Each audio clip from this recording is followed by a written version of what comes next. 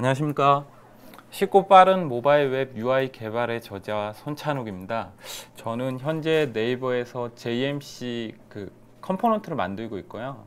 그래서 이런 책을 쓰게 돼서 여러분에게 오늘 이런 걸 소개할 시간이 되었네요. 오늘 할 내용을 좀 얘기를 드리면요. 우선 첫 번째로는 저희가 썼던 책에 대한 내용을 좀 다룰 거고요. 그리고 두 번째로는 책에서 좀 다루지 못했던 부드러운 애니메이션 또는 고성능 애니메이션을 구현하는 방식에 대해서 좀 상세하게 좀 다뤄볼 예정이고요. 그리고 마지막으로 이 책의 4장에서 다루고 있는 내용들을 실제 실습으로 한번 여러분이 얼마나 쉽게 모바일 웹을 만들 수 있는지를 한번 보여드리는 그런 시간을 한번 갖도록 하겠습니다. 우선 책 소개를 좀 할 건데요. 우선 책을 소개하기 전에 저희가 이 책을 만들게 된 배경에 대해서 좀 얘기를 드리면요. 우선 저희가 책을 쓰기 시작할 때 PC 시장에는 네이버가 거의 80%의 검색 점유율을 가지고 있었고요. 그리고 다음 네이트에서 한 15%나 5% 정도를 가지고 있었죠. 근데 실제로 이런 PC의 시장이 정체됐을 때 모바일 시장이라는 게 새로 대두되게 됐어요. 이 모바일 시장에 처음은 이제 다음이 먼저 치고 나갔죠. 그 뒤에서 이제 네이버 쫓아가게 됐는데, 제가 소개하는 지금 소개하는 이 회사들 전부 다가 포털 서비스죠. 포털 회사죠. 포털 회사는 이제 웹 기술 기반으로 만들어져 있고요. 이 포털 회사에서 특히 네이버에서 저희가 지금 소속되어 있는 네이버에서는 진도라는 그 프론트엔드 프레임워크를 가지고 있어요. 근데 이제 모바일에 대한 요구사항이 있기 때문에 저희가 이제 새로운 모바일 컴포넌트를 만들게 됐죠. 그게 이제 JMC고요. 이런 모바일 컴포넌트를 만들게 되면서 저희가 실제 손으로 경험했던 그런 노하우들을 사내에서 정리를 했는데, 이게 내용이 좀 좋아서 책으로 출판하게 되었습니다. 이게 바로 그 8번째 저희 네이버 쪽에서 나온 쉽고 빠른 모바일 웹 UI 개발인데요. 이 내용에 대해서 우선 살펴보려면 모바일 웹이 무엇인지에 대해서 좀 알아봐야 돼요. 모바일 웹이라고 하면 여러 가지 키워드들이 떠오를 수 있죠. 제가 하나씩 한번 얘기를 해볼게요. 우선 웹이라는 단위 플랫폼을 가지고 있기 때문에 되게 높은 생산성을 가질 수 있어요. 그래서 개발자가 이제 웹 기술만 알면 iOS든 안드로이드든 다양한 OS에서 포팅할 수 있는 프로그램 만들 수가 있죠. 그리고 또 ECMA5나 HTML5 또는 CSS3 같은 최신 웹 기술을 모바일에서는 쓸 수가 있죠. 더불어 HTML5에서 요즘에도 좀 어느 정도 구현이 됐지만 하드웨어 제어 같은 부분도 할 수 있고요. 그리고 TV나 자동차 같은 이제 다양한 매체까지도 이런 웹 플랫폼이 들어가기 때문에 다양하게 이런 모바일 웹 환경을 쓸 수 있는 거죠.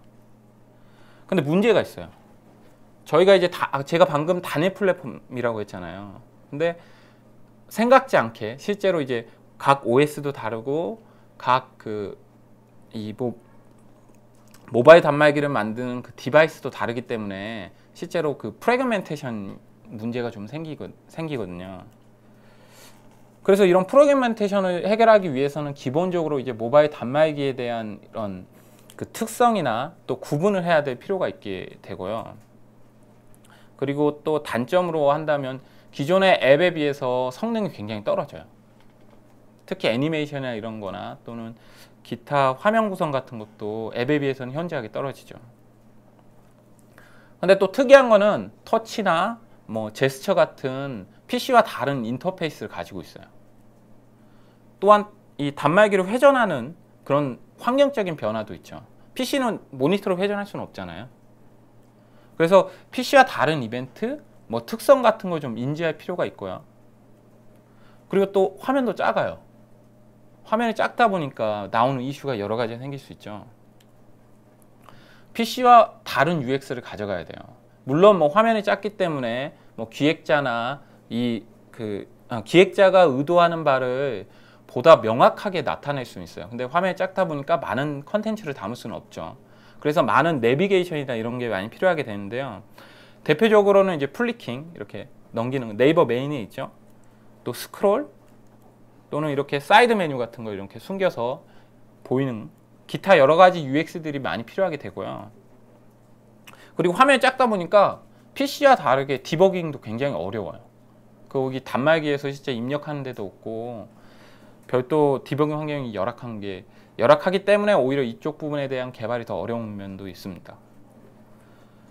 결론적으로 얘기해서 굉장히 고려할 것이 많죠. 그래서 뭐 간단하게 그냥 웹 기반이니까 모바일도 별반 다르지 않을까라고 생각하지만 여러 가지로 이런 프레그멘테이션이나 성능이나 이런 면에서는 되게 열악한 면이 많이 있어요. 그래서 저희 책에서는 이런 내용들을 다루고 있어요. 우선 1부에서는 제가 앞에 얘기했던 이 부분, 2부에서는 PC와 다른 모바일 웹 개발에 대한 얘기를 이 부분을 다루고 있고요. 3부에서는 모바일 웹에서 자주 사용하는 UI가 어떤 건지, 여러분이 실제로 네이티브 코드로 구현하는 방식에 대해서 이렇게 처음부터 따라서 할 수 있도록 기술을 해놨습니다. 그리고 4부는 실제로 이런 컴포넌트를 만들고 서비스를 만들기에는 아마 많은 개발자분들이 여기에 많은 시간을 투자하기는 어려울 거예요. 그래서 저희가 대표적으로 쓰고 있는 그 JMC라는 컴포넌트를 이용해서 모바일 웹 화면을 만드는 걸 4부로 구성을 했고요. 마지막으로 모바일 웹의 좀 치약적인 부분, 성능이나 디버깅 부분은 별책 부록으로 저희가 다루고 있습니다. 그래서 저희 책에서 다룬 내용이 크게 이 5가지의 카탈로그로 이루어져 있고요. 헷갈리시는 분을 위해서 정리를 하면 1부 모바일 웹에 대한 현재와 미래, 그래서 현재 모바일 웹이 어떻고 미래 모바일 웹의 방향성 또는 그 전망 같은 거 얘기를 하고 있고요. 2부에서는 PC와 다른 모바일 웹의 특징, 어떻게 보면 이제 웹 개발을 어느 정도 하신 분들은 이 부분을 이해하기 좀 쉬울 부분이고요. 그리고 프레그멘테이션 부분도 이 부분에서 많이 다루고 있습니다. 3부에서는 모바일 웹에서 자주 사용하는 이제 UI에 대해서 다루고 있죠. 4부는 이따 강의에서 좀 확인해 볼 수 있을 JMC를 이용해서 아주 손쉽게 뚝딱뚝딱 만들 수 있는 웹페이지 어떻게 만드는지를 이렇게 처음부터 따라할 수 있게 구성을 해놨습니다. 그리고 부록은 애니메이션을 어떻게 보다 효과적으로 성능을 높여서 할 수 있는지, 그리고 디버깅을 어떻게 하면 좀 수월하게 할 수 있는지에 대한 얘기를 다루고 있어요. 그래서 제가 지금 책 소개를 했는데 이 책 쓰고 다음으로는 이제 책에 좀 담지 못했던 많은 얘기들 중에 부록 부분, 애니메이션에 대한 부분을 좀 더 추가적으로 얘기를 해보겠습니다. 제가 다룬 내용은 이제 고성능 애니메이션을 어떻게 구현하느냐를 얘기를 할 건데요. 이거 부록에도 좀 어느 정도 나와 있는 얘기예요. 근데 그 JMC 컴포넌트를 이용해서 하는 게 아니라 여러분이 일반적인 모바일 웹 개발을 할 때 고성능 애니메이션을 개발을 할 때 어떤 점을 주의하고 어떤 점을 이해를 하시면 보다 쾌적한 성능이 좋은 서비스를 만들 수 있을지에 대해서 좀 얘기를 할 겁니다. 우선 모바일 웹에서 성능이라면 여러 가지를 얘기할 수 있어요. 뭐 브라우저 렌더링 속도라든지 또는 뭐 사용자 터치 반응 속도 또는 페이지 로딩 속도. 페이지 로딩 속도가 많이 이슈가 되긴 하죠. 근데 제가 오늘 다룰 부분은 부드러운 애니메이션을 어떻게 동작하게 만드느냐에 대해서 얘기를 할 겁니다. 주로 이제 다룰 내용은 그 내용인데, 첫 번째로는 브라우저의 그 고성능 애니메이션을 구현하기 위해서는 첫 번째로 브라우저 렌더링을, 브라우저가 어떻게 그 데이터를 해석하고 렌더링을 하는지에 대한 이해가 먼저 필요해요. 그래서 그 부분을 좀 다룰 거고요. 그리고 두 번째로는 실제 어떻게 하면 성능적으로 이점이 있는 그런 모바일 서비스를 만들 수 있는지에 대해서 얘기를 할 겁니다. 우선 브라우저 렌더링 과정을 대해서 좀 얘기를 할 건데요. 여러분들 아마 많은 아티클이나 이런 걸 통해서 많이 보셨을 거예요. 근데 제가 좀 시각적으로 설명할 수 있도록 좀 장표를 만들어 봤습니다. 우선 브라우저가 하는 역할이 뭘까요? 가장 간단하면서도 가장 중요한 역할을 해요. 그게 무엇이냐면 단순하게 이제 서버에 있는 정적 자원을 받아서 그 자원, 즉 텍스트로 이루어진 그런 정적 자원들을 해석을 해서 여러분이 사용하기 편한 UI 화면으로 렌더링을 해주는 거죠. 그래서 보통 정적 자원은 이제 HTML, CSS, 자바스크립트 이 세 가지로 나뉠 수가 있는데요. 브라우저는 첫 번째 이렇게 네트워크를 통해서 전송받은 이런 텍스트들을 파싱하는 작업을 해요. 파싱을 하고요. 단순하게 이제 텍스트를 컴퓨터가 알 수 있도록, 컴퓨터가 처리 가능할 수 있도록 이제 메모리에 올리게 되는데요. 그게 이제 여기 보시는 돔 영역하고 돔을 구성을 하고요. 그리고 CSS 오브젝트 모델을 구성을 합니다. 그 외로 이제 렌더 트리를 구성하기, 화면에 표현되기 위한 그 영역은 별도로 렌더 트리를 구성하고 그 영역 중에서 레이어로 구성될 수 있는 것은 렌더 레이어로 구성을 하게 돼요. 즉, 큰 대상을 추출하는 거예요. 화면에 어떤 요소를 표현하겠다라는 대상을 추출하고요. 그리고 두 번째로 하는 일이 이 대상의 크기가 얼마고 이 대상의 위치가 얼마인지를 얘기를 하는 거죠. 그래서 계산을 해요. 이거 레이아웃 작업이라고 합니다. 그리고 세 번째로는 그 계산된 영역을 화면에 표현하는 역할을 해요. 이게 페인트 작업이에요. 크게 이런 세 가지 작업을 하는데 이 세 가지 작업이 제가 지금 말로 설명했잖아요. 이거 한번 시각화해서 여러분이 좀 이해할 수 있도록 표현을 해보겠습니다. 지금 화면에 보이시는 게 이제 HTML 파일인데요. 단순하게 보시면 이게 제가 마우스여서 HTML 태그가 있고 바디가 있고 나머지 디비전 영역이 이제 6개가 있어요. 그래서 단순하게 볼 때는 아주 간단한 그 돔 구조를 가지는 화면이죠. 제가 근데 몇몇 특이한 게 있죠. 여기 돔4 같은 거하고 돔5라고 표기된 이 부분은 제가 프로퍼티를 몇 가지를 넣어놨어요. 이 부분이 어떻게 메모리에 할당이 되는지 한번 살펴보도록 하겠습니다. 브라우저가 어떻게 해석하는지. 우선 첫 번째, 브라우저가 이런 텍스트 파일을 받게 되면 지금 화면에 보시는 것처럼 물론 이렇게 정확하지는 않습니다. 근데 이런 트리 형태의 돔 구조를 만들어요. 메모리에. 그래서 HTML을 기준으로 해서 바디부터 각각의 디비전들을 계층형으로 만들고요. 그럼 이 돔 트리가 만들어지면 이 돔 트리 중에서도 아까 보셨듯이 제가 돔5는 좀 디스플레이 넌이라고 했어요. 디스플레이 넌은 화면에 보이지 않는 속성이거든요. 이런 경우는 이제 이런 화면에 보이지 않는 속성을 제외하고 렌더 트리를 구성을 하게 됩니다. 그죠? 렌더 트리를 구성하게 되면 지금 돔5가 빠져 있습니다. 그리고 이 렌더 트리 내에서도 또 다시 메모리 구조를 갖게 되는데요. 여기 디비전 돔4 같은 경우는 이제 여기 보면 웹키 트랜스폼에 로테이트 XY가 붙어져 있습니다. 이건 이제 내부적으로 트랜스레이 3D가 가속이 돼서 붙여지는데 이거 같은 경우는 이제 별도의 렌더 레이어를 구성하게 돼요. 즉, 이 돔 영역하고 레이어를 별도로 띄우게 됩니다. 이 레이어에 대한 거는 제가 뒷부분에 대해서 좀 설명을 드릴게요. 그리고 실제로 이 레이어가 띄어진 영역 내 중에서 하드웨어 가속, 아까 트랜스폼 3D가 적용된 거는 별도인 그래픽 레이어를 구성하게 돼요. 그래서 각각의 이렇게 실제로 브라우저가 어떤 변화가 생겼을 때 이 메모리 영역을 각각 그 처리하기 쉽게 이렇게 영역을 구분해서 가지고 있고요. 그래서 이걸 한번 제가 실제 크롬 브라우저를 통해서 한번 보여드릴게요.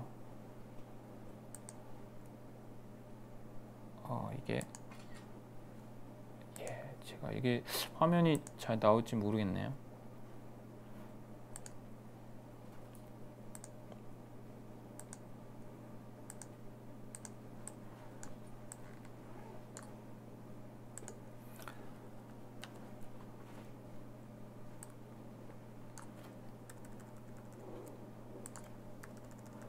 네, 방금 보셨던 그 도명태 HTML을 간단한 HTML을 제가 화면에 보여드렸어요. 근데 이걸 여기 크롬 그 개발자 도구를 이용하면 타임라인을 통해서 얘가 어떻게 동작하는지를 확인할 수 있는데요. 제가 녹화를 하고 타임라인을 찍어 보겠습니다. 가면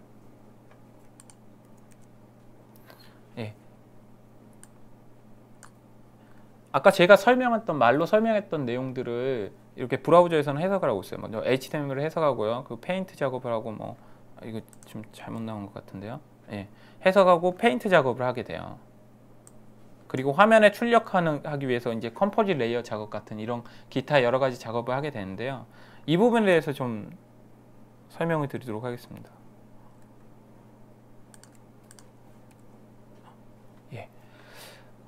제가 캡처한 화면은 이건데요. 이거 같은 경우는 이거 같은 경우는 이제 보시는 것처럼 크게 네 가지의 속성들이 있어요. 여기 레이아웃이 있고요. 그리고 리칼큘레이트 스타일이 있어요. 이거 포인트가 안 돼서. 그리고 페인트, 그리고 컴포짓 레이어가 있는데 기본적으로 레이아웃은 아까 얘기했듯이 화면 배치나 위치 같은 거 잡을 때 하는 거고, 페인트는 화면에 뿌려주는 역할을 하는 거예요. 그리고 컴포짓 레이어는 각각의 레이어를 합쳐서 렌더링 할 때 나오는 비용을 축소하는 방식인데요. 이 부분은 뒷부분에 자세히 설명드릴게요. 그래서 여러분이 아까 방금 그 브라우저 렌더링에 대한 이해를 하셨다면 지금 저하고 이제 부드러운 애니메이션을 어떻게 구현하는지를 처리하실 수 있을 거예요. 보겠습니다. 크게 세 가지만 얘기할게요. 원래 여러 가지가 있는데 여러분에게 지금 얘기할 건 이 부분만 얘기를 드릴게요. 우선 애니메이션 구현 방식을 어떤 걸 결정하느냐에 따라서 부드러운 애니메이션이 나오고 그렇지 않은 애니메이션이 나와요. 좀 자세히 보면 크게 타이머 방식하고 CSS 트랜지션 방식이 있어요. 우선 타이머 방식은 예전 브라우저에서 구현했던 방식이에요. 단순하게 이제 그 set timeout이나 set interval을 줘서 그 해당 엘리먼트의 특정 시간이 지났을 때 그 위치를 변경해 주는 식으로 해서 구현을 하는데요. 제가 화면에 보이는 이 그 박스를 1초 간격으로 한번 움직여 보겠습니다. 지금 1초 간격으로 했기 때문에 애니메이션이 되게 부자연스러워요. 근데 이걸 여러분의 눈으로 봤을 때 굉장히 부드럽다고 여길 수 있는 60fps 정도를 돌리면 이 간격이 한 16.6ms 정도 돼요. 그걸 돌려보면요, 보시는 것처럼 이런 부드러운 애니메이션을 구현할 수 있어요. 이게 이제 옛날 방식이고요. 옛날에 이제 CSS3가 지원되지 않았을 때 처리하던 방식이에요. 그래서 이 방식이 있고, 반면에 CSS3 방식이 있어요. 이거는 이제 트랜지션을 이용해서 하는 건데 일종의 CSS의 그 속성을 적용해서 하는 겁니다. 근데 이게 장점이 뭐냐면 아까 보셨듯이 그 타이머 방식은 그 해당 엘리먼트의 변경 시점을 계속 주기적으로 바꿔줘야 돼요. 근데 이 CSS3 방식은 그렇지가 않아요. 별도의 UI 스레드가 나오는 거죠. 제가 UI 스레드라고 했는데 일반적으로 브라우저는 하나의 스레드를 가지고 동작을 하고요. 근데 이 CSS 트랜지션 쓰면 최신 브라우저에서는 별도의 UI 스레드가 나와요. 그래서 되게 효율적이고 성능이 좋아요. 한번 보겠습니다. 실제로 CSS3를 적용하기 위해서는 이 해당 엘리먼트에 트랜지션 속성을 설정하고요. 그럼 설정하는 순간 화면에서 이렇게 이동하게 돼요. 그리고 다 끝났을 때는 트랜지션 엔드 이벤트가 발생하게 되죠. 그래서 두 가지 방식 다 되게 효율적인 애니메이션 구현 방식인데요. 근데 이거를 어떻게 사용하느냐, 어디에다가 사용하느냐에 따라서 성능적인 차이가 나요. 한번 좀 대표적으로 좀 살펴보겠습니다. 우선 60fps를 보장하기 위해서는 아까 잠깐 얘기했듯이 브라우저는 단일 스레드이기 때문에 60fps를 보장하기 위해서는 CS3 방식이 가장 좋아요. 다른 작업이 오더라도 문제가 없거든요. 근데 물론 타이머도 요즘에는 이제 리퀘스트 애니메이션 프레임이란 게 그 신규 API가 지원이 돼서 브라우저 내에서 60fps를 지원을 해줘요.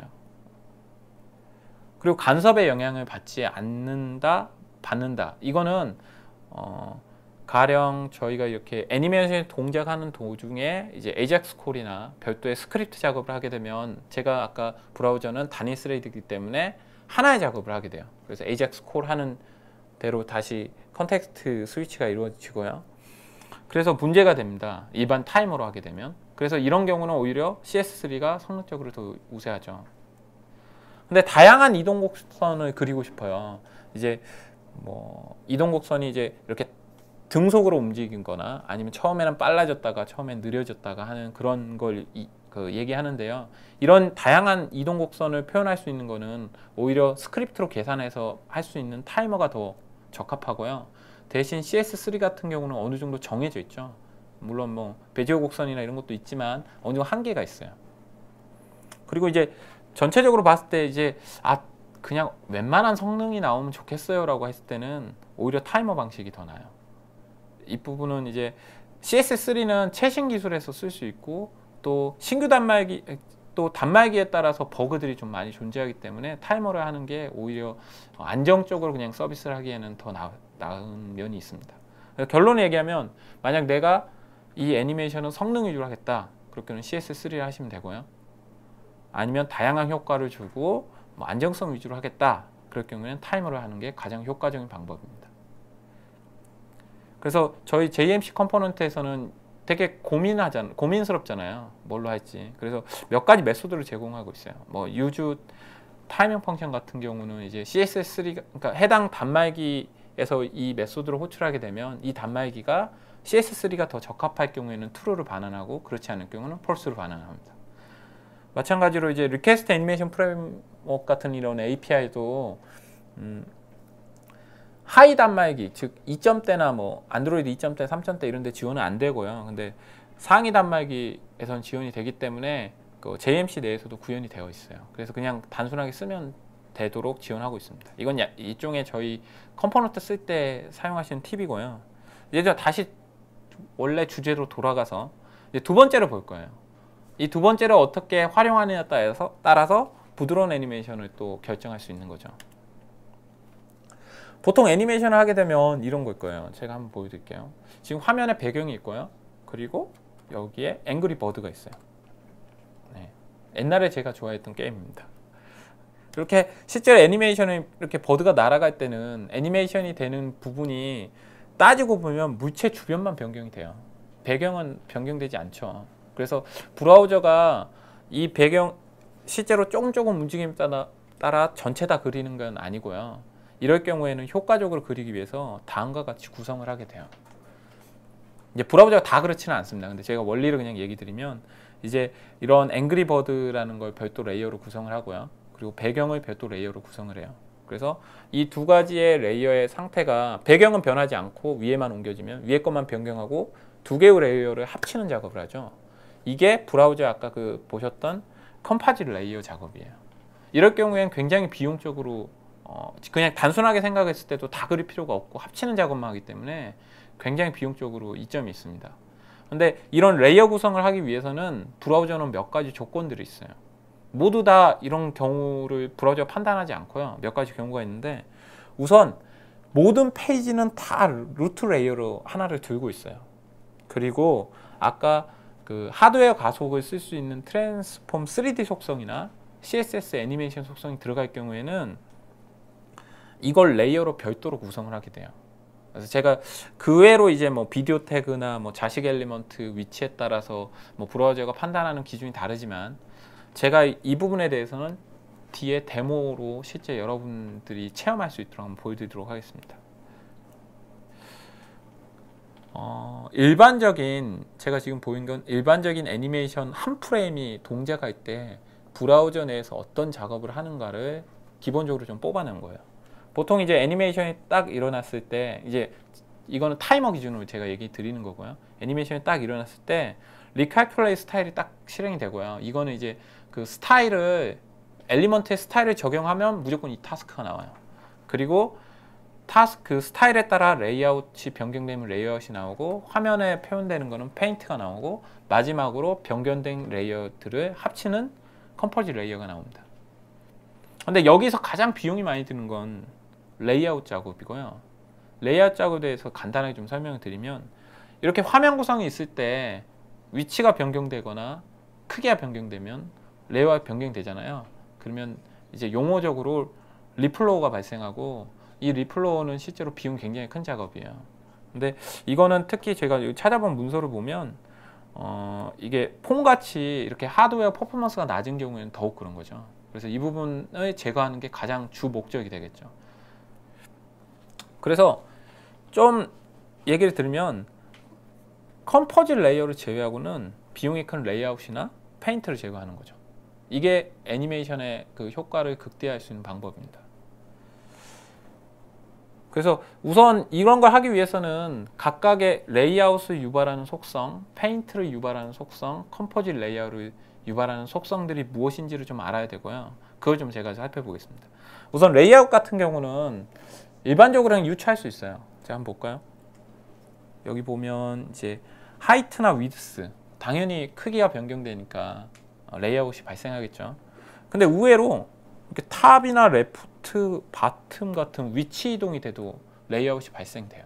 근데 보통 이제 앱솔루트로 띄워놓고 이렇게 움직이는 경우에는 주변 엘리먼트가 변경이 안 되니까 영향이 없을 거라고 판단이 되는데 그렇지 않고 브라우저는 실제로 레이아웃 작업을 하게 됩니다. 두 번째로 이제 페인트 요소인데요. 이 페인트 요소는 뭐 색깔이나 제가 한번 볼게요. 뭐 색깔이나 그 표현되는 부분에 대한 뭐 레디우스라든지 섀도우 같은 좀 미적인 부분을 담당할 때 이런 페인트 요소가 발생하게 돼요. 그리고 컴포짓 레이어는 이런 오파시티나 트랜스폼 속성을 적용했을 때 발생하게 되고요. 그래서 제가 이제 세 가지 그 아까 나온 타스크에 대해서 어떤 속성들이 이 타스크를 유발하는지 알려드렸는데 따지고 보면 애니메이션은 레프트 탑, 뭐 라이트 바텀 이런 이동이 일어나야 되잖아요. 이동이 일어나야지 애니메이션 구현하는데 아까 같이 그런 레이아웃 속성을 건드지 않고 하는 방법을 하기가 좀 어렵죠. 근데 방법이 있어요. 바로 이런 스타일에 있는 그런 레프트 탑이 아니라 트랜스폼이나 오파시티를 이용해서 쓰는 거죠. 그러니까 위치 변경 같은 경우는 이제 트랜스폼에 트랜스레이스 쓰는 거예요. 트랜스레이스 쓸 경우에는 이제 레프트나 탑을 안 하고도 그 상대적인 화면상에서 움직임을 표현할 수 있고요. 그리고 크기 같은 경우는 이제 위드스나 하이트 대신 스케일을 이용해서 좀 쓰는 경우가 있어요. 물론 제약적이죠. 이제 정확한 픽셀 단위가 아니라 이건 스케일은 비율이니까 그런 면이 있고요. 그리고 디스플레이 같은 경우도 오파시티를 이용해서 0이나 1로 이렇게 보였다 안 보였다를 제어할 수 있는 거죠. 회전 같은 경우는 어쩔 수 없이 이제 트랜스폼을 써야겠지만 뭐 이렇게 구성을 하시면 여러분이 코딩을 하실 때 이렇게 구성을 하시면 성능상 굉장히 이점을 얻을 수 있습니다. 그래서 정리를 하면 이제 애니메이션 한 프레임당 나오는 이런 작업 중에서 레이아웃은 이제 위드스나 하이트, 뭐 레프트 탑 안 쓰면 발생 안 하겠죠. 그리고 페인트 같은 경우도 이제 박스 섀도우나 뭐 백그라운드 아웃라인 이런 것도 안 쓰면 발생 안 합니다. 그래서 결론적으로 이 타임라인을 보게 되면 컴포짓 레이어만 발생해야 돼요. 그래서 한 프레임의 비용이 확 줄기 때문에 각 16.6ms 사이 동안 할 수 있는 그 시간이 굉장히 짧아지는 거죠. 그래서 효과적인 애니메이션을 구현할 수 있어요. 더불어서 제가 하나 더 추가로 얘기를 드리면요. 이거는 이제 최신 단말기, 요즘 브라우저나 최신 단말기 이 도입이 되면서 이 하드웨어 가속에 대한 게 얘기가 나오는데 하드웨어 가속은 보시는 것처럼 아까 제가 잠깐 얘기했던 그 렌더 레이어 중에서도 하드웨어 가속 트랜스폼 3D가 적용된 거는 그래픽 레이어로 구성이 돼요. 이거는 실제로 오픈GL 형태의 텍스처로 해서 GPU 메모리에 올라가게 되고요. 그래서 GPU 메모리에 올라가기 때문에 일반 CPU 연산하고는 별개로 작업이 되기 때문에 훨씬 빠른 속도의 성능을 나타낼 수가 있어요. 그래서 하드웨어 가속을 유발하는 속성은 다음과 같아요. 이제 보통 트랜스폼 속성 중에서도 이렇게 뒤에 3D나 Z-인덱스 값이 붙어 있는 것들은 하드웨어 가속을 써요. 그리고 특이하게 오파시티도 하드웨어 가속을 유발합니다. 근데 약간 특이한 게 제가 이거 빨간색으로 했는데 이 로테이트 X, Y도 트랜스폼 3D를 유발을 해요. 근데 로테이트 Z가 없죠. Z는 오히려 유발을 안 하더라고요. 그래서 되게 신기했습니다. 그래서 좀 정리해서 보여드리면 근데 이 하드웨어 가속을 에 대해서는 좀 주의할 점이 있어요. 지금 보시는 게 이제 제가 예전에 국산 맥주만 먹다가 이제 수입 맥주에 이렇게 빠져들게 된 원인이 된 맥주인데요. 이 맥주를 만약에 여러분이 갓난아이에게 주면 어떻게 될까요? 큰일 나죠. 예. 그러면 만약에 주정뱅이, 어느 정도 술이 취한 주정뱅이한테 주면 어떻게 될까요? 사고 치겠죠. 막 토하고 막 진상 부리고 그럴 겁니다. 근데 만약에 이렇게 핸섬 남들한테 주면 되게 매력적으로 보일 수 있겠죠. 그래서 제 경험상 이것도 그 하드웨어 가속하고 비슷한 것 같아요. 우선 하드웨어 가속을 제가 이제 적용했던 경험상 보면 안드로이드 같은 경우, 안드로이드 2.0대 같은 경우는 하드웨어 가속을 지원 안 해요. 단말기에서. 그래서 쓰면 오히려 더 느려지고요. 그리고 안드로이드 3.0대나 4.0대도 지원은 되는데 아직은 좀 불안정해요. 그래서 무조건 4.0대라고 얘기할 수는 없지만 몇몇 단말기마다 그런 게 있어요. 근데 이제 보통 iOS나 안드로이드 4.0 내에서도 어떤 단말기 또는 4.1 이상 단말기에서는 하드웨어 가속을 주는 게 훨씬 성능적으로 효과가 있었어요. 그건 아마 여러분이 실제로 아마 서비스 개발할 때 한번 해보시면 느끼실 수 있을 겁니다. 그래서 이런 걸 저는 이제 경험적으로 이렇게 얘기를 했는데, 이거 좀 고민하시기 어려우시면 JMC 이런 컴포넌트가 아니라 이런 메소드가 있어요. Use CSS3라는 메소드가 있고요. 이거는 이제 단말기에 대해서 이 메소드를 호출하게 되면 이 단말기는 하드웨어 가속을 쓰는 게 좋겠어요? 아니겠어요? 라고 답변을 주죠. 그래서 하드웨어 가속을 쓸 경우에는 쓰면 좋겠다라고 하면 true를 반환하게 되는 겁니다. 여기까지 제가 이제 고성능 애니메이션을 쓰기 위한 설명은 제가 다 드린 것 같아요. 근데 이거 실제로 여러분들이 느낄 수 있도록 제가 화면 하나 보여드릴게요. 데모를 실제로 한번 보여드리겠습니다.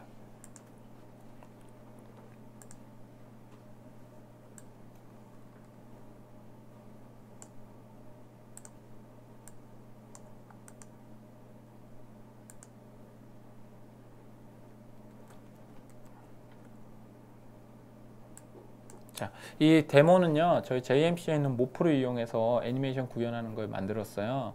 근데 잠깐 보시면 제가 이제 로그로 찍어놨는데 하드웨어 가속도 적용을 안 했고요. 그리고 트랜지션 방식도 펄스로 해놨어요. 그래서 이 상태로 한번 제가 타이머를 찍어 보겠습니다. 어떻게 브라우저가 해석하는지.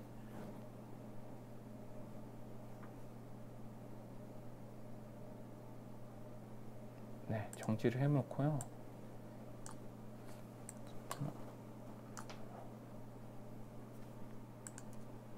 이걸 다 보실 필요는 없을 것 같고, 아까 저희가 주안점으로 봤던 애니메이션이 호출되는 부분, 저기 애니메이션 이 부분이죠. 애니메이션 호출되는 부분에 대한 그런 타스크들이 나오는데요. 보시는 것처럼 이제 스타일이 지정되고 레이아웃이 발생하고 페인트가 발생하고 마지막으로 컴포짓 레이어 작업이 진행이 돼요. 이게 이제 저는 지금 타이머 방식으로 돌렸기 때문에 이런 애니메이션 콜이 계속 되는 거죠. 근데 이걸 제가 이제 튜닝을 해볼게요. 근데 이 소스상으로 보면, 소스를 좀 간단하게 보면, 지금 여기 이제 모프에서는 이렇게 스타일을 지정해서 애니메이션 이동을 바꿀 수 있는데, 지금 레프트 속성을 바꾸고 있고요. 그리고 디스플레이를 이제 논이나 이런 걸로 바꾸고 있죠. 근데 이걸 제가 똑같은 소스입니다. 근데 제가 단순하게 이제 여기 보면 그 레프트가 아니라 이제 그 트랜스레이트를 썼고요. 그리고 트랜스폼을 적용을 했어요. 레프트가 아니라. 그리고 디스플레이 논이 아닌 오파시티를 썼죠. 그래서 이걸 한번 브라우저에서 한번 보면요.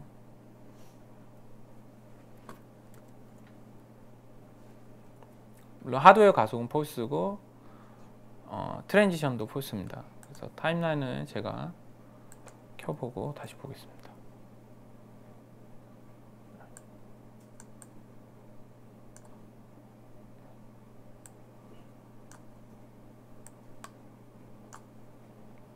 제 말이 맞을까요?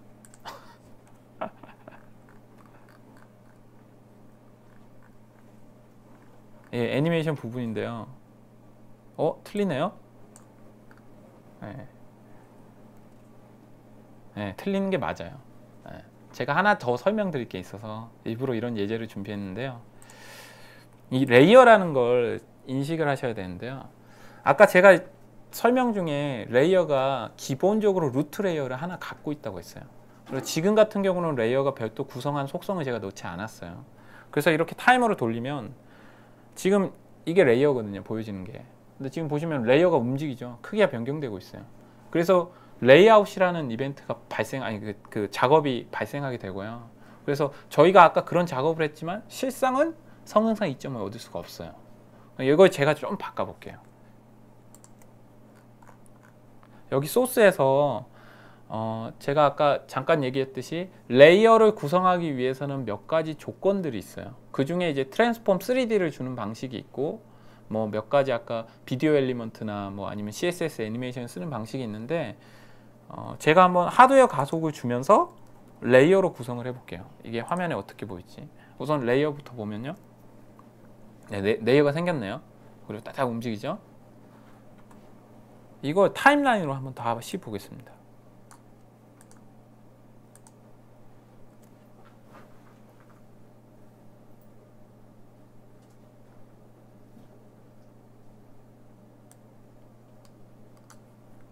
이번엔 사라졌을까요?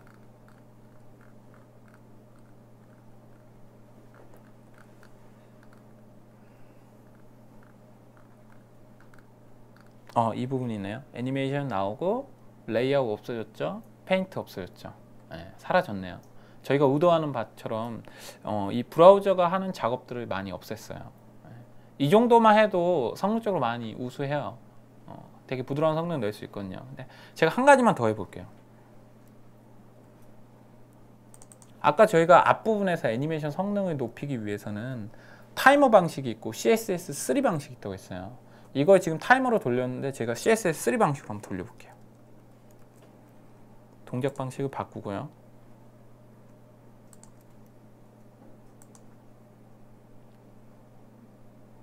자, 이건 레이어로 보시는 게 더 보기 편하실 거예요. CSS3로 한번 해보겠습니다.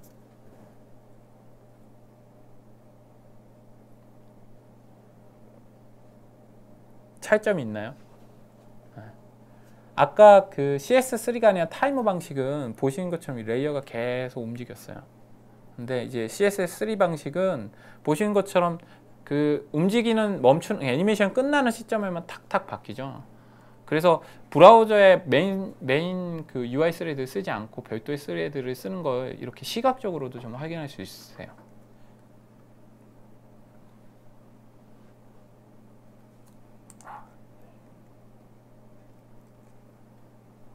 이게 오겠죠? 예. 예. 제가 준비한 건 여기까지고요.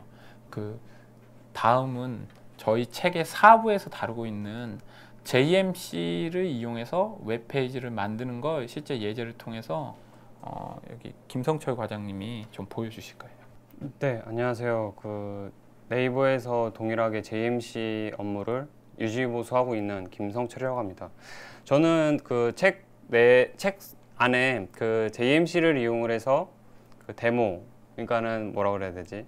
그 네이버 페이지를 JMC를 이용을 해서 뭐 플리킹이라든지 슬라이드 리빌, 스크롤 이런 컴포넌트들을 가지고 네이버 메인 페이지와 유사한, 그러니까 실제 네이버 메인 페이지에서 사용하고 있는 컴포넌트들을 가지고 저희가 이제 간단하게 이 짧은 뭐 한 20-30분 정도 소요되는 그 시간 동안에 네이버 메인 페이지와 유사하게 만들어 보려고 합니다. 우선 목차는 제가 실제 네이버 메인 페이지가 아닌 네이버 메인 페이지와 유사한 페이지를 만들겠다라고 말씀드렸잖아요. 그렇게 제가 어떠한 요구사항을 말씀드릴 거고 그게 어떠한 컴포넌트들을 사용을 하면 그런 결과물을 보여질 것인지 그 내용을 말씀드릴 거고요. 우선 목차에서 보신 것과 같이 슬라이드 플리킹과 슬라이드 리빌, 스크롤 컴포넌트 이 단 3가지만을 가지고도 네이버 메인과 유사하게 만들 수 있다 를 보여드리고자 합니다. 자, 요구사항을 말씀드릴게요. 그 네이버 메인 페이지를 보시면 제일 많이 사용하고 있는 게 아마 뭐 위아래로 스크롤도 있겠지만 좌우로 그 뉴스 탭에 있다가 왼쪽으로 플리킹을 하면 연예 탭이 나오고 또 움직이면 스포츠 탭이 나오는 이러한 형태의 이제 인터랙션을 보실 수가 있을 거예요. 그것과 마찬가지로 현재 그 페이지에서도 저희가 이제 하려고 하는 것도 그 슬라이드 플리킹을 이용한 그 탭 간 이동 그것을 작업을 해보려고 하고요. 그리고 현재 뉴스 탭이 보여지고 있을 거예요. 근데 라이프 탭을 눌렀다 라고 한다면 라이브 탭에 맞는 컨텐츠가 이제 보여지게 되는 거죠. 그리고 그 네이버 메인 페이지에는 없지만 현재 저 손가락 위치가 아마 검색으로 되어 있을 거예요. 하지만 저는 이 오른쪽 상단에 있는 이거는 네이버 회사에서는 햄버거 버튼, 그러니까 햄버거 모양의 그 이미지잖아요. 그래서 햄버거 버튼이라고 많이 표현을 하더라고요. 그래서 햄버거 버튼을 클릭을 했을 때 오른쪽에서 왼쪽으로 밀려드는 내비게이션을 노출할 거고 이렇게 노출되겠죠. 그리고 이 영역 내에서는 이제 스크롤로 내비게이션 영역이 이제 뭐 예를 들자면 뭐 진도.js, 뉴스, 웹툰, 금융, 날씨 이 밑으로 많은 서비스들이 이제 노출될 거예요. 그거를 스크롤을 이용을 해서, 그러니까 스크롤 컴포넌트를 이용을 해서 보여지는 형태를 작업을 할 겁니다. 즉, 이 여러 가지 많은 양의 뭔가 되게 인터랙션이 되게 많잖아요. 뭐 플리킹, 터치 스타트를 해서 무브를 해서 엔드를 했을 때 움직이고 어느 약간만 움직였을 때는 다시 돌아와야 되고, 이러한 모든 것들을 단지 이 세 가지 컴포넌트를 가지고 적용할 수 있다라는 거죠. 되게 놀랍죠. 네, 저는 놀랍습니다. 일단 슬라이드 플리킹에 대해서 설명을 드릴 거예요. 슬라이드 플리킹은 플리킹 영역은 총 6가지로 구성되어 있어요. 물론 네이버 메인 페이지에는 그러니까 총 영역이 6가지는 아닌데, 저는 그것과 유사하게 6개의 컨텐츠를 순환 형태, 순환이 어떤 건지 아시죠? 끝까지 갔다가 더 하면은 그 다음 첫 번째로 이제 다시 되돌아오는, 그러니까 끝에서 오른쪽으로 해가지고 첫 번째로 오는 형태가 아닌, 끝에서 한 번만 움직이면 다시 첫 번째로 오는 그런 순환 플리킹 형태로 작업을 할 거고요. 그리고 그 많이 학습해 오셨던, 좌로 밀면 좌쪽으로 컨텐츠가 움직이고, 오른쪽으로 밀면 오른쪽으로 컨텐츠가 밀리는, 그리고 사용자가 움직인 만큼 컨텐츠가 움직여야지 뭔가 부자연스러움이 없잖아요. 그런 것과 마찬가지로 손가락이 움직인 만큼 좌우로 스크롤이 된다. 그리고 플리킹 이후에 위쪽 탭 영역을 활성화된 형태로 업데이트한다 라는 게 어떤 의미일까요? 그거는 플리킹을 했을 때 여기에서 이제 왼쪽으로 플리킹을 했어요. 그러면 현재 뉴스 탭이 보여지고 있다가 연애 탭이 보여져야겠죠. 근데 연애 탭이 보여져야 되는데, 연애 탭이 보여짐과 동시에 이 연애 탭이 활성화, 그러니까 뉴스 탭이 비활성화가 되고 연애 탭이 활성화가 돼야 된다라는 거예요. 그러한 세 가지 요구사항을 제가 제시를 했습니다. 그렇다면 어떻게 해야 되는지는 일단 추후 보여드리도록 하고요. 우선 마크업, 그러니까 HTML 페이지가 있죠. HTML 페이지가 어느 제약 조건, 그러니까 jQuery 모바일을 이 자리에서 거론하기는 좀 그렇긴 하지만, jQuery 모바일과 저희가 이제 다른 부분이 JMC는, 그러니까 jQuery는 뭔가 그 디자인 요소와 커플링가 뭐라 그래야 될까요? 뭔가 커플링된 부분이 되게 많고요. 그러니까 한마디로 말씀드리자면 jQuery는 그냥 jQuery 컴포넌트만 이니셜라이징 하면 어느 정도 디자인 요소까지 다 커버가 되는 그러한 형태라고 말씀드릴 수 있다면, JMC는 디자인 요소와 이제 커플링을 최소화한, 그러니까는 마크업 구조를 어느 정도 이렇게 마친 다음에 여기에 있는 클래스, CSS 클래스를 이제 이 컴포넌트를 사용하고자 하는 그 사용자가 직접 디자인까지 담당을 하도록 그렇게 되어 있다라고 말씀드릴 수 있습니다. 이거는 일단 해당 마크업은 내비게이션 어떤 영역인지 아시죠? 뉴스, 연예, 스포츠, 라이프 6가지의 탭을 표현해주고 있고요. 그리고 이 해당 마크업이 진짜 플리킹을 그러니까 움직이게 하고자 하는 최소 마크업이라고 말씀드릴 수 있어요. 그러니까는 앞에 있는 플릭이라는 이 프리픽스가 보이시죠? 이 프리픽스만 어느 정도에 맞춰 주신다면 실제 플리킹 사용하는 데에서는 아무런 문제가 없다라고 말씀드릴 수 있습니다. 역시 이 플릭 시티 안에는 컨텐츠를 다소 이제 담고 있어야겠죠. 보여주고자 하는 컨텐츠가. 그렇다면 이제 해당 컨텐츠까지 다 맞춰놨고, 그리고 CSS까지 맞춰놨다라고 한다면 이제 다음과 같은 스크립트 단 4줄만 입력을 하신다면 결과물을 보실 수가 있어요.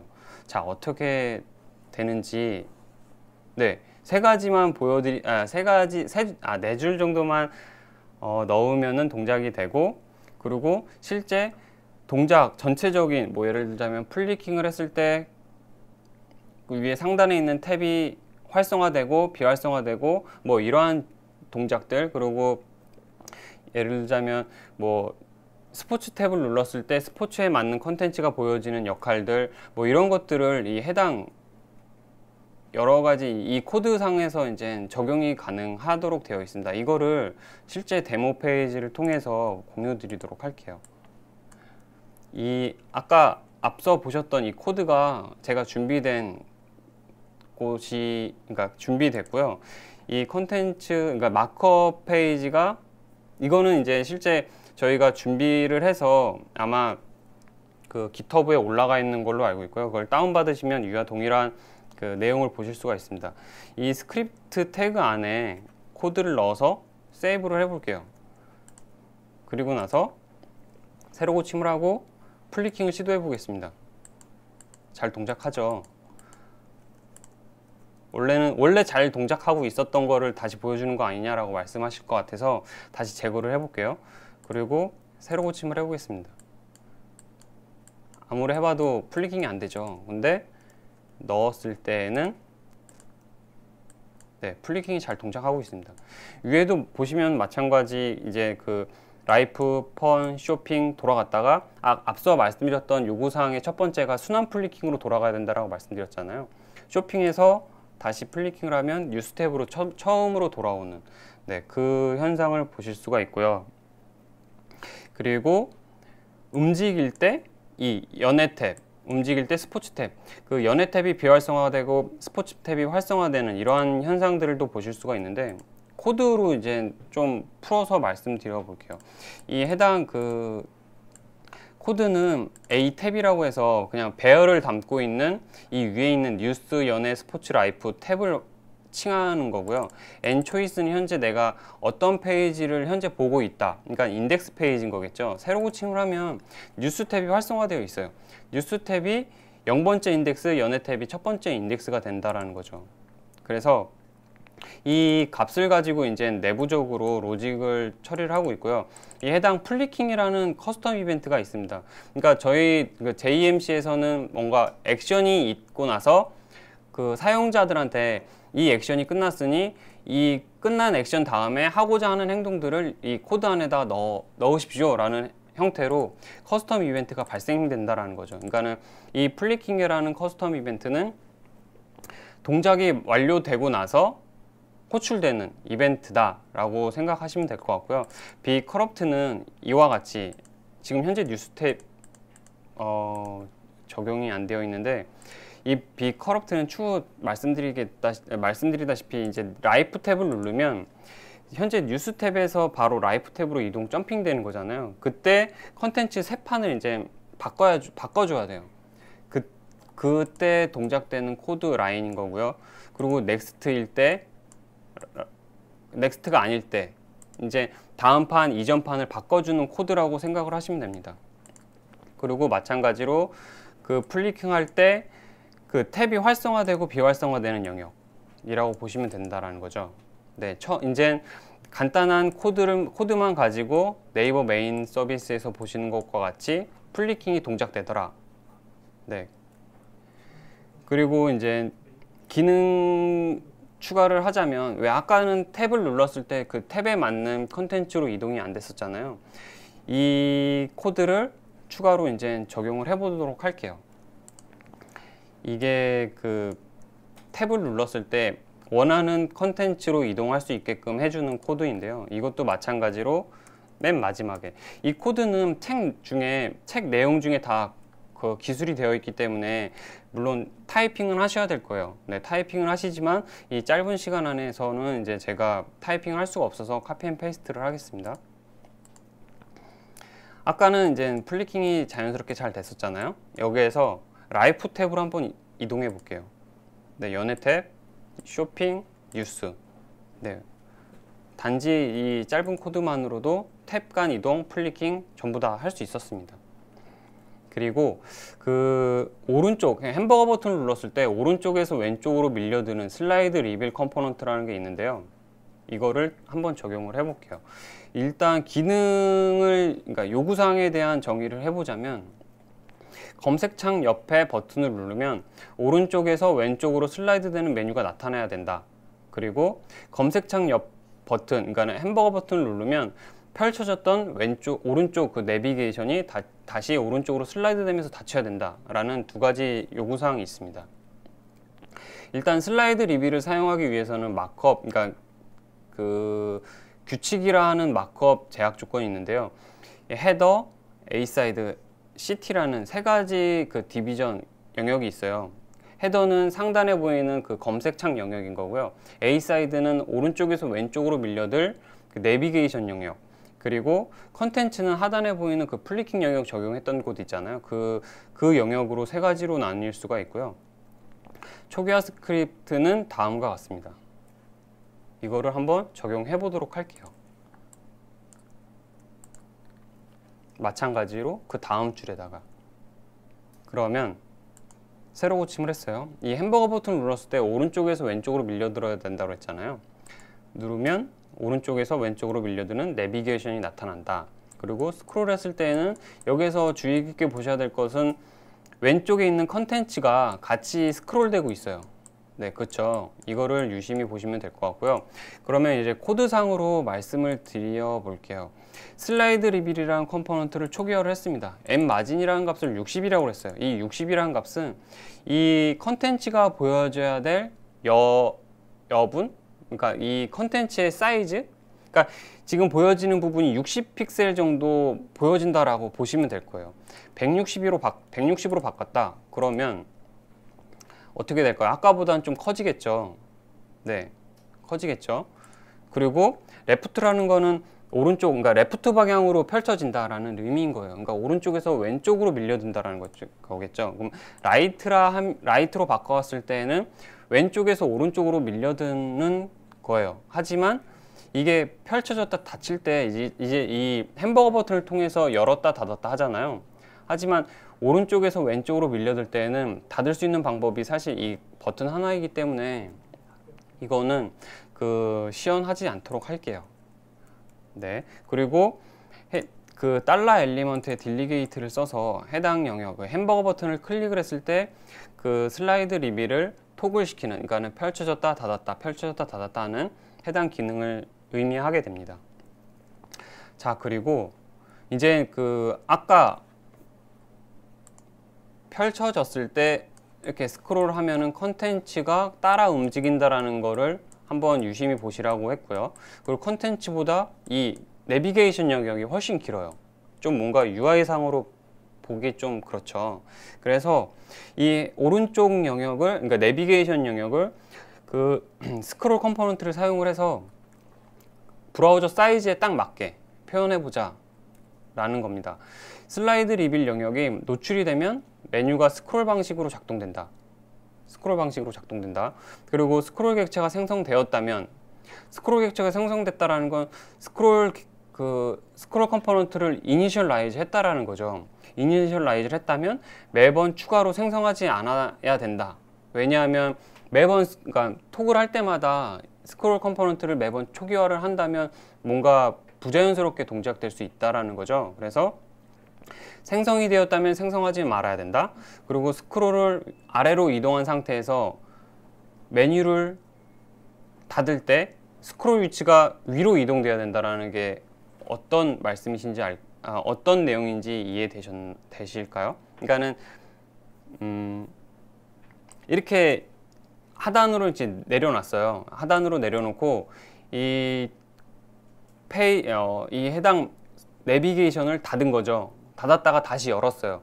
다시 열었는데 이 위치로 이 해당 내비게이션 맨 마지막에 있으면 좀 부자연스럽잖아요. 그래서 닫았다 열었을 때에는 맨 위로 올라갈 수 있는, 이 내비게이션이 맨 위에 보여줘야 되는 그런 요구사항이라고 말씀드릴 수 있습니다. 그리고 스크롤의 높이는 브라우저 디바이스의 높이에 맞게 조절돼야 된다 라는 거는, 이 디바이스의 높이, 여기서부터 여기까지 위치한 상태에서 이렇게 스크롤이 돼야 되는 게 되게 자연스럽지, 여기서부터 여기까지 딱 잘린 상태에서 여기만 이제 스크롤 되는 거는 좀 아닌 거잖아요. 그래서 여기서부터, 그러니까 상단부터 하단까지 디바이스의 높이에 딱 맞는 스크롤을 되도록 요구한다, 기능 정의를 한다라는 거죠. 그렇다면 스크롤 컴포넌트를 적용하기 위해서는 어떤 마크업 구조를 가져야 될까 라고 한다면 딱 이 영역인 거예요. 디비전 최상 디비전 영역이 하나 있고 하위 디비전 그리고 리스트 형태의 UI를 갖는, 그러니까 그 두 번째 디비전 영역이 스크롤을 담당하는 영역이라고 보시면 돼요. 스크롤 영역이 실제 그 시스템 스크롤을 이동하는 게 아니고 좌표값을 이용한 이동이라고 보시면 된다라는 거예요. 그러니까는 그 컨텐츠가 있고 화면이 이렇게 화면이 있으면 이거를 컨텐츠를 위로 올리는 거죠. 네, 어떤 얘기인지 아실까요? 네, 컨텐츠를 위로 올림으로써 실제 사용자는 아, 스크롤되고 있구나 라고 인지를 한다라는 거죠. 그렇다면 스크롤 컴포넌트를 적용하기 위해서는 아까 말씀드렸다시피 슬라이드 리빌이 펼쳐질 때 초기화돼야 된다 라고 말씀드렸잖아요. 그리고 슬라이드 리빌이 펼쳐지기 이전에 사용자에게 어떠한 액션을 취할 수 있게끔 그 커스텀 이벤트가 발생된다 라고 말씀드렸고요. 그게 슬라이드 리빌이 비포 쇼, 그러니까 보여지기 이전에 호출되는 이벤트, 그러니까 사용자 이벤트. 네, 거기에서 스크롤 컴포넌트를 초기화한다 라고 이해하시면 될 겁니다. 마찬가지로 여기에서 맨 마지막에 붙여넣기를 할게요. 그렇다면 새로 고침을 해볼게요. 새로 고침을 해서 그 슬라이드 리빌이 표시가 되고 스크롤이 된다. 아까는 주의 깊게 봐달라고 했던 그 컨텐츠 영역이 따라 같이 움직였는데 지금 컨텐츠 영역은 그대로고 그 오른쪽에 있는 내비게이션 영역만 스크롤되고 있습니다. 네. 네. 그 말씀드리고자 했던 그 점 내용은 이제 여기가 이제 마지막이 된 거고요. 추가로 지금 딱 한 20분 안에 이 모든 것을 이 컴포넌트와 작은 소소한 코드 몇 줄만으로도 네, 결과가 마무리됐다라는 거고요. 그리고 또 추가로 한 가지 더 말씀드리고 싶었던 게 있는데 지금 현재 슬라이드 플리킹이라고 되어 있잖아요. 이거를 컴포넌트를 다른 걸로 한번 바꿔볼게요. 큐브 플리킹이라고 앞에 슬라이드를 큐브로 바꿨어요. 그러면은 어떤 형태로 변경될까요? 네, 아까와는 다른 큐브 형태로 돌아가는 형태를 보실 수가 있죠. 즉 슬라이드 플리킹과 큐브 플리킹 단지 그 클래스 하나만, 컴포넌트 하나만 바꿨을 뿐인데 슬라이드 형태로 표시할 거냐 큐브 형태로 표시할 거냐의 차이가 있다라는 거죠. 그러니까는 컴포넌트를 어떤 걸 쓰느냐에 따라서 표시하는 UI는 달라지더라, 인터랙션은 달라진다 라는 정도만 딱 이 자리에서만 인지해 주시면 될 것 같고요. 자세한 내용은 아마 그 뭐 API라든지 이런 것들은 책 안에 네, 기술되어 있으니 자세하게 한번 살펴보시면 좋을 것 같습니다. 네. 그리고 네, 추가로 Q&A는 네, 진행하도록 할게요.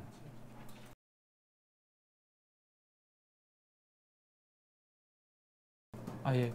제가 앞에서 그 강의했던 내용이나 아니면 저희 책 또는 JMC 또는 모바일 쪽 관련한 질문이 있으시면 질문 한번 받아볼게요. 네.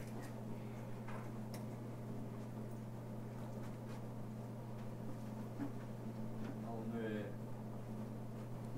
참 잘 들었습니다. 잘 들었고 제가 원래 컴맹인데 오늘 조금 알 것 같다 이런 생각이 좀 들었고요. 근데 이게 프로그램 개발을 좀 전공하신 분들 같고 이것을 못한 전혀 저 같은 그냥 클릭이나 하고 어떤 그냥 어떻게 보는 정도의 수준에 있는 사람이 어떤 오늘 책을 통해서 좀 공부를 하면은 조금 따라갈 수가 있을지 이게 조금 한번 호기심이 생기고요.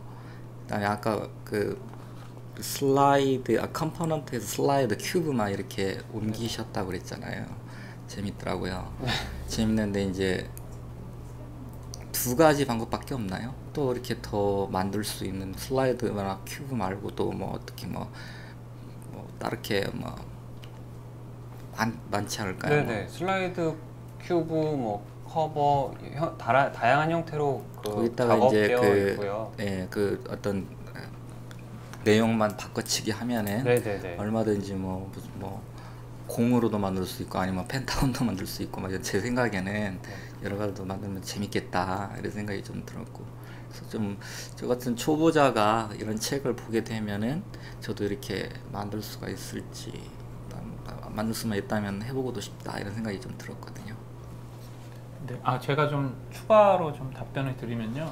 아까 얘기하셨던 그런 효과에 대한 궁금증이나 이런 게 굉장히 많으시면 저희 컴포넌트 중에 아까 지금 슬라이드로 국한되어 있는 건 아까 얘기하신 커버나 슬라이드 아까 또 뭐 있죠? 큐브 이 정도 있어요. 근데 저희 쪽 컴포넌트에 그 무버블 코드 같은 이렇게 애니메이션 자체를 굉장히 유연하게 만들 수 있는 컴포넌트도 존재하니까요. 아마 이렇게 저희 API 그 데모 페이지를 보시면서 접근을 하시면 좀 어렵지 않게 만드실 수 있을 거예요. 혹시라도 안 되시면 저희 쪽에 이렇게 연락을 주시면 예, 저희가 가능한 최선을 다해서 도와드리겠습니다. 또 뭐 질문 있으신가요? 아까 손 드신 분 계신 것 같은데 뒤쪽에.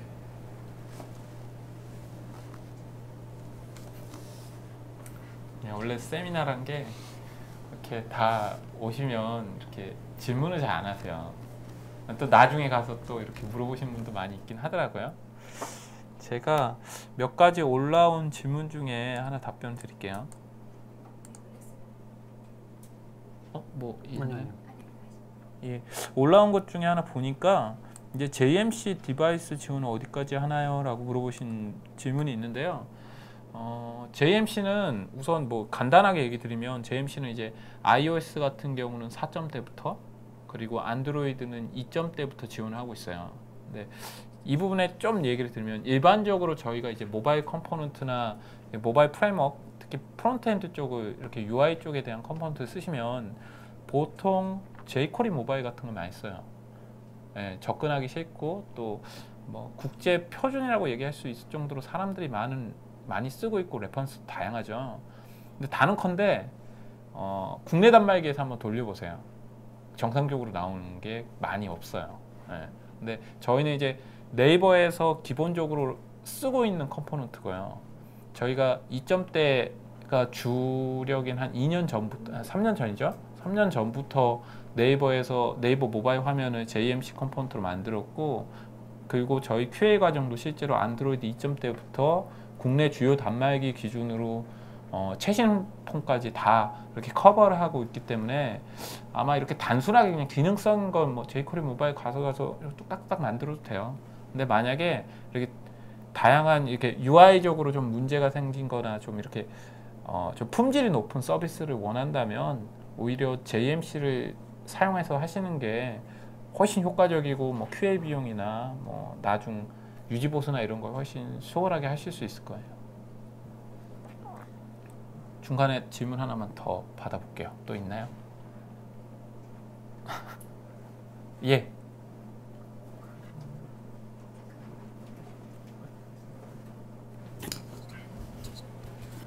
그러면 실제로 그 네이버 말고 다른 기업에서 이렇게 성공 사례나 그런 것들이 있는 건가요? 당연히 있죠. 제가 이게 장표가 있긴 한데 이제 사내 문서라서 보여드리긴 좀 그렇고요. 제가 얘기를 드리면 여러분 펀샵 아세요? 네. 네, 펀샵도 JMC로 만들었고요. 네. 그리고 예스24. 예스24 JMC고, 아이스타일. 아이스타일 24도 JMC고, CJ몰 국내 3대 쇼핑몰이죠. 너무 거창하게 얘기했네요. 네, CJ몰도 JMC로 만들었어요. 그 외에도 정보문화사라든지 솔직히 그런 좀 조그만 데 만든 거는 제 개인적인 생각으로 이제 어떤 분이 이제 가져가서 이렇게 작업을 하신 것 같아요. 프리랜서나 해가지고 작업하실 때 그걸로 작업하신 것 같아요. 아무튼 외부 레퍼런스도 좀 있고요. 그리고 저희가 외부로 공개되진 않았지만 저희 이제 요청권 이런 거 보면 몇몇 그 포스 이거 얘기해도 되나 모르겠네요. 우선 네? 우선 그 사내 시스템, 그러니까 모 기업 사내 시스템에도 JMC를 이용해서 쓰고 있는 걸로 저희가 확인을 했습니다. 또 질문 있으신가요? 예. API는 전체가 공개되어 있습니까? 예, 전체 공개되어 있고요. 저희가 이제 사내하고 사외를 별도로 운영하고 있긴 해요. 근데 내용 똑같아요. 내용 똑같고 단지 사내를 먼저 하는 이유는 저희도 이제 네이버 서비스를 개발하고 하는 게 먼저니까 그쪽을 먼저 진행을 하고 한 일주일 후 정도에 사회에 릴리즈를 하고 있습니다. 또 질문 있으신가요? 갑자기 폭주했어요. 정하시다. 예. 예, 우선 오늘 강연을 잘 들었고요. 예, 감사합니다. 예.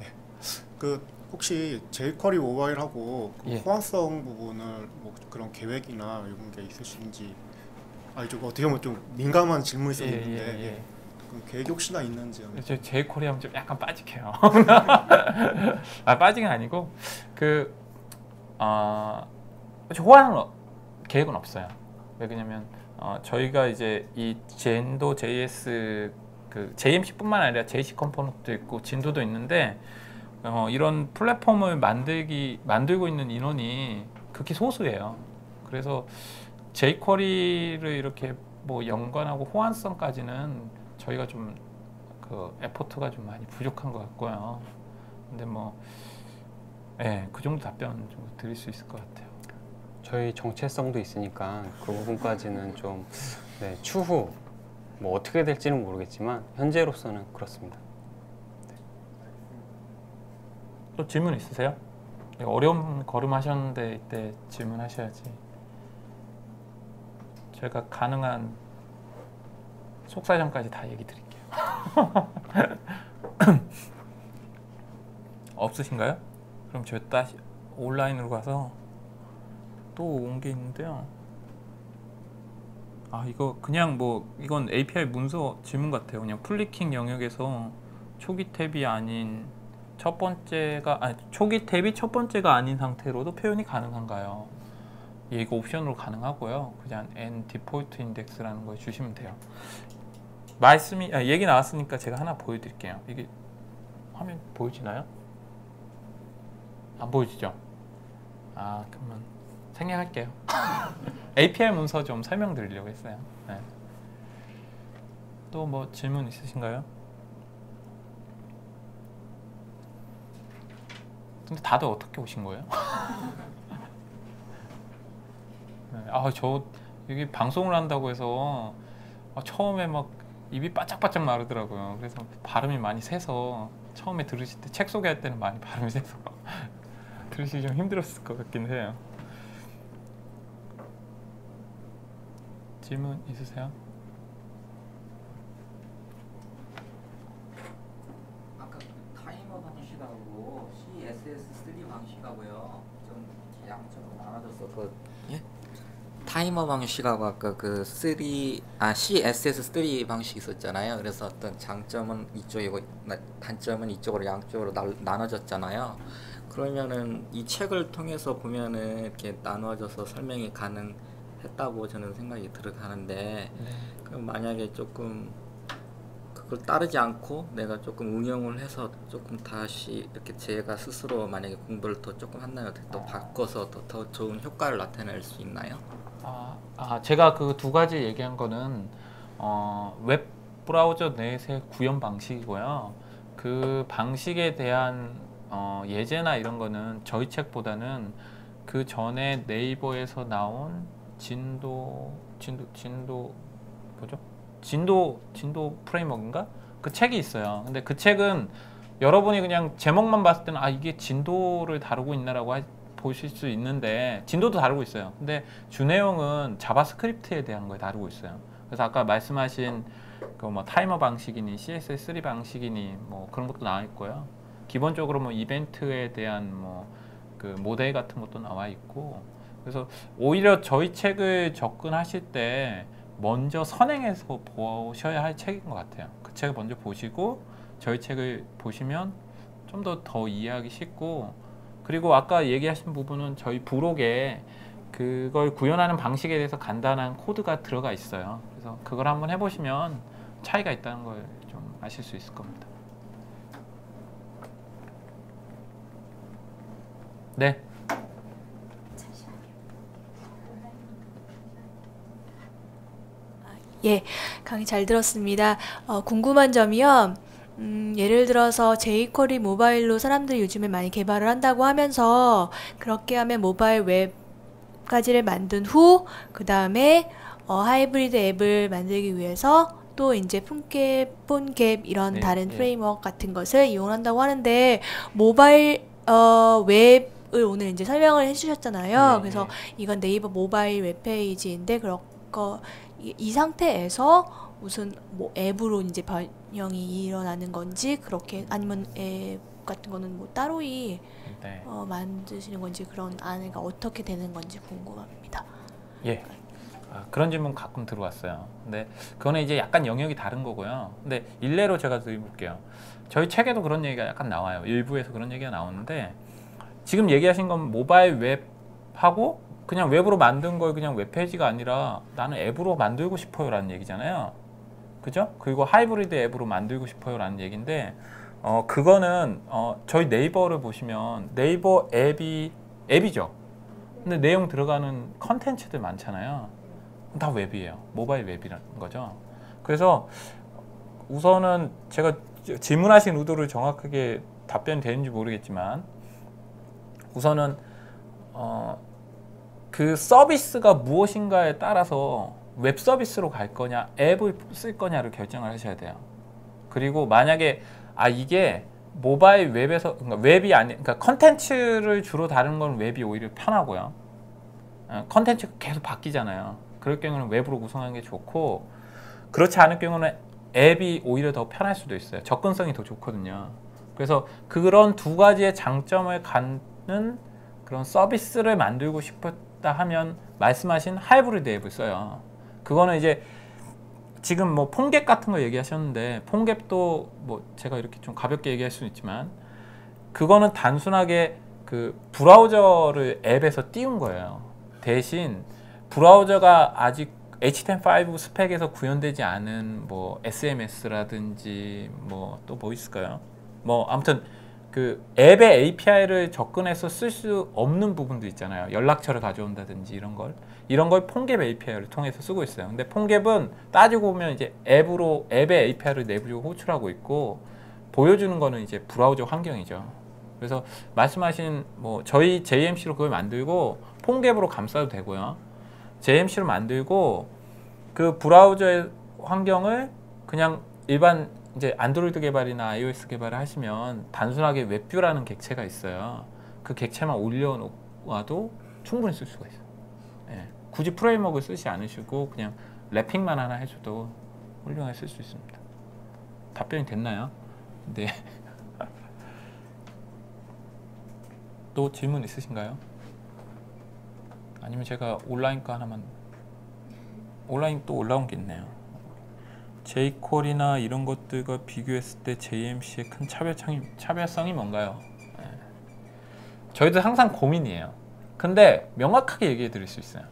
첫 번째는 jQuery 모바일을 하면 여러분 되게 편하실 거예요. 그죠? 그냥 거기 있는 거 마크업 그대로 하고 그냥 마크업에 속성만 딱 넣으면 페이지가 뚝 떨어져요. 그죠? 근데 그걸 일반 뭐 관리용 페이지나 이런 거 만들 때는 상관없겠죠. 왜 그러냐면 그 구조가 어떻게 되냐면 jQuery 같은 경우는 마크업에다가 막 넣잖아요. 그죠? 속성값 막 넣어요. 그리고 물론 스크립트로 제어도 할 수 있지만 속성값을 기본적으로 넣어요. 그러면 어떻게 되냐면 그 페이지를 싹 읽어서 그 jQuery가 UI로 표현하고 싶은 HTML을 동적으로 막 화면 내에서 로딩될 때 만드는 거거든요. 그러면 상대적으로 생각할 때 어떨까요? 속도가 느려요. 로딩 속도가 느릴 수밖에 없어요. 그리고 또 하나는 아까도 잠깐 얘기했지만 jQuery는 우리 국내 단말기나 이런 데에서는 좀 UI가 깨지거나 뭐 정상 동작이 안 되는 케이스가 많아요. 특히 플리킹만 봐도 그래요. 그런 국산에 대한 그러니까 국내 서비스나 이런 그 단말기에 대한 품질도도 좀 떨어져요. 그래서 저희는 한 크게 두 가지 성능적인 문제 그리고 단말기 호환 그 크로스 브라우징 여부 그 두 가지만 해도 큰 장점이고 차별성이라고 얘기할 수 있을 것 같아요. 또 질문 있으신가요?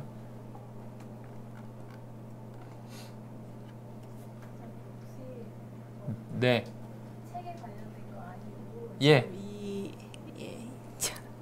여기 모바일 관련된 거 아닌 거 괜찮아요. 네. 네, 질문 주세요. 이거 책 보고 그리고 여기 이제 신청을 하고 그러면서 제가 신청을 하고 나서 발견한 건데 그 네이버 그 미하고 네이버 캘린더 네네. 만드셨다 그러셔가지고요. 네네네. 아니 학생 작품으로 그러니까 그냥 뭐 그런 게 아니라 그러니까 학생 작품으로 네이버가 어떤 거 안에 한 페이지 중에 네이버 이렇게 캘린더 같이 생긴 거 네네네네. 부르면하고 이런 거 이제 넣고 싶었는데 네네. 이제 이런 거 이제 자바스크립트로 하는 건가 그런 API가 있나 어떻게 하는 건지 이렇게 그냥 생각하고 있다가 네. 제가 여기 신청을 하고 나서 그 다음에 딱 보니까 그게 보이는 거예요. 그래서 해당 서비스를 말씀하셨다는 거. 예 네네. 여쭤보려고 그랬거든요. 그냥 이렇게 여쭤보면 너무 너무 어떤 구체적이지는 않아서 어떤 말씀하시는 거니까 그렇지만 캘린더를 네이버 붙이는 캘린더 같은 거를 그러니까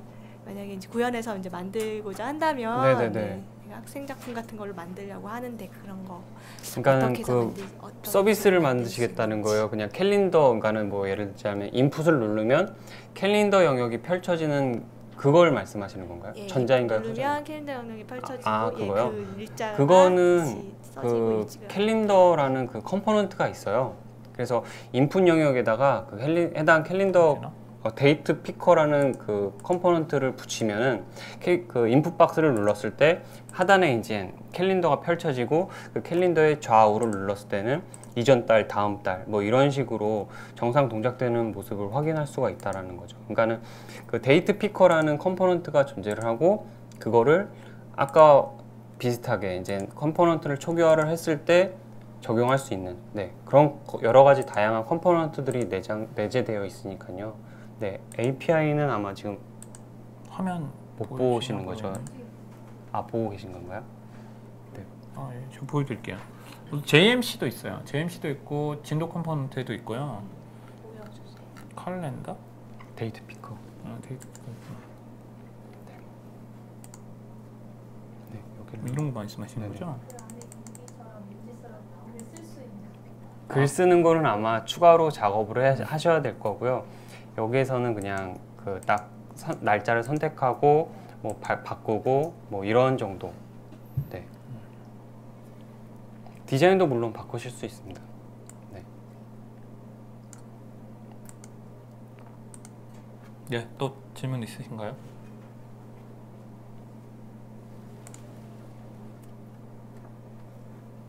질문이 동이 났네요. 손 드신 거예요? 아니에요.